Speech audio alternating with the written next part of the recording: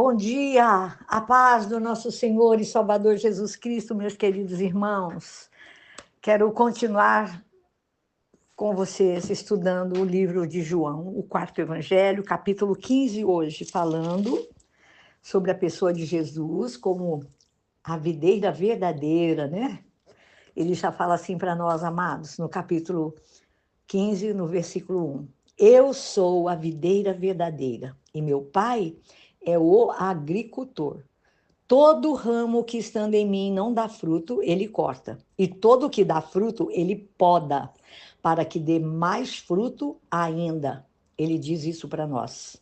Também quero ler o versículo 5, que diz assim: Eu sou a videira, vocês são os ramos.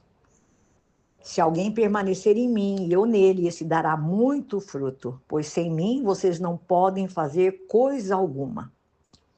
E ele diz mais: se alguém não permanecer em mim, será como o ramo que é jogado fora e seca. Tais ramos são apanhados, lançados ao fogo e queimados. Agora, olha o verso 7. Se vocês permanecerem em mim e as minhas palavras permanecerem em vocês, pedirão o que quiserem e lhes será concedido. Amados, capítulo 15, Jesus falando com seus discípulos, né, sobre o dar fruto, sobre amar, sobre sofrer e sobre testemunhar. E ele faz aqui, o amado escritor fala para nós, faz alguns símbolos, que o Filho, que é Jesus, é a videira verdadeira. O Pai, que é o Criador, o Abba Pai, ele é o agricultor. E ele fala que os crentes, né? O crente é o ramo, você e eu, como filhos e crentes em Jesus. Todo aquele que é crente em Jesus. São esses ramos, nós, amados pela misericórdia do nosso Deus, o amor, a graça imensurável de Deus, fomos enxertados em Jesus, né? E ele fala aqui sobre, para os discípulos, que ele estava ensinando os discípulos, que eles deveriam se submeter à poda do Pai. Ele fala aqui que todo ramo que dá fruto, ele poda para que dê ainda mais fruto, não é verdade? Então ele explicou aos discípulos que eles deveriam se submeter à poda do Pai. Eu quero dizer para vocês que a poda, ela dói, né? É bíblico isso. Você já se perguntou, você já viu algum fruto crescendo fora da árvore, ou onde ela está plantada, onde ela está presa, ou sobre a videira? É claro que não. E como ele explicou para os discípulos, eu estou aqui exemplificando que você e eu também, como os discípulos de Jesus, o mesmo acontece conosco. Se eu e você não permanecermos na presença de Deus, também nós não vamos crescer e nem também vamos dar fruto, porque a palavra permanecer, ele falou, se vós permanecerdes em mim e a minha palavra permanecer em vós, não é? Eu li para vocês isso. Essa palavrinha permanecer, ela significa habitar, morar, fazer residência. Então, eu encorajo a você. Eu digo a você para que você diga a outros, permita que Jesus faça morada, faça residência em você, na sua vida. Então, assim como a videira é fonte de nutrição e de saúde para o fruto, Jesus é a nossa fonte de vida. Então, eu e você temos que cultivar um relacionamento sempre crescente com o nosso Senhor e Salvador Jesus Cristo, passando tempo com Ele em oração, lendo a palavra, estudando a palavra de Deus, como nós estamos fazendo aqui, amados. Então, Jesus fala sobre algumas prioridades para os discípulos, que o Pai ama o Filho, e que o Filho, Jesus, ele ama o crente. E que eu e você, como crentes em Jesus, devemos amar os outros crentes, os outros que estão ao nosso lado. E Jesus, ele fala assim para os seus discípulos que ele dará, ele dá, né? Ele vai dar a sua vida por amor deles, da humanidade toda. O que Jesus faz agora por seus discípulos, aqui ele explicando, dando a sua vida por amor a eles, ele os chama de amigos e não de servos. E ele faz promessas que os nossos ramos, né? Que nossos ramos vão carregar frutos eternos. Se você frutificar em toda boa obra para Jesus, esses frutos são para a vida eterna. As nossas orações, ele diz que vão ser respondidas todas. Então, ele também diz para nós aqui nesse capítulo que todos os cristãos serão odiados porque Cristo também foi odiado. Ele fala que nenhum servo é maior do que o seu Senhor. E ele fala que o motivo deste ódio é porque Jesus pregava destemidamente contra o pecado.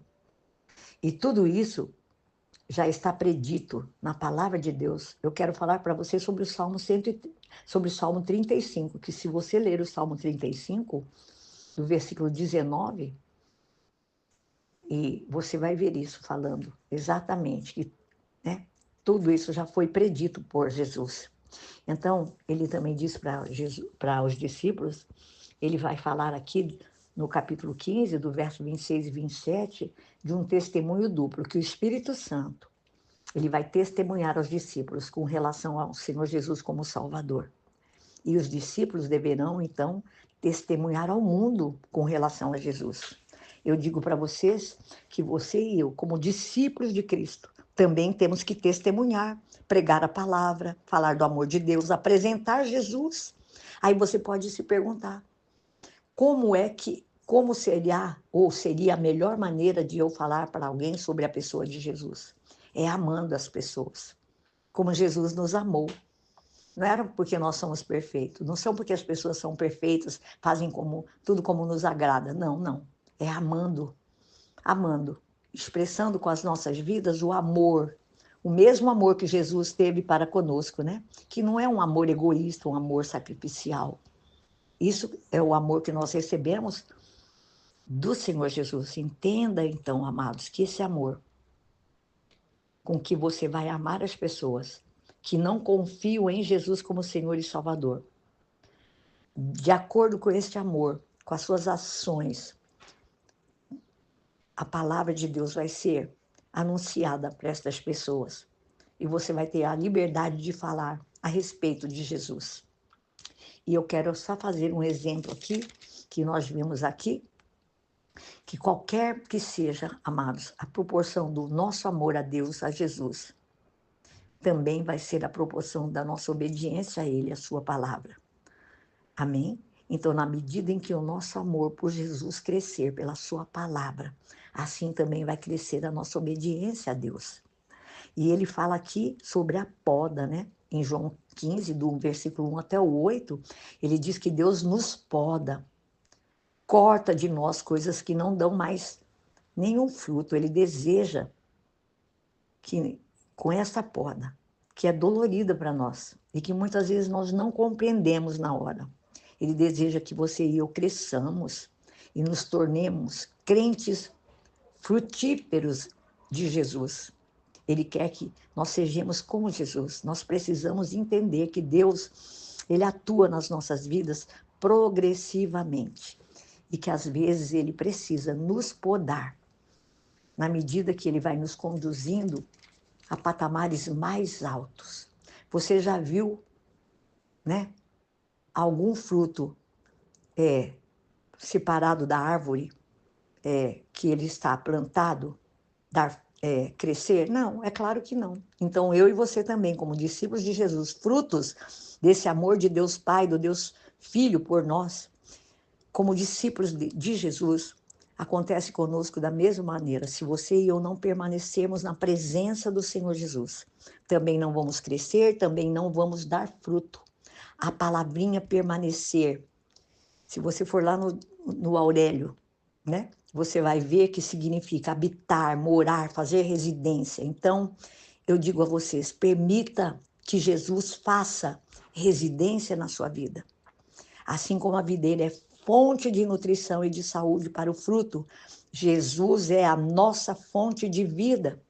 Cultive, tenha um relacionamento sempre crescente com Jesus. Passe tempo na presença de Deus. Passe tempo em oração. Passe tempo lendo, estudando a palavra de Deus. Meus queridos, eu faço um resumo, mas você tem que ler o capítulo.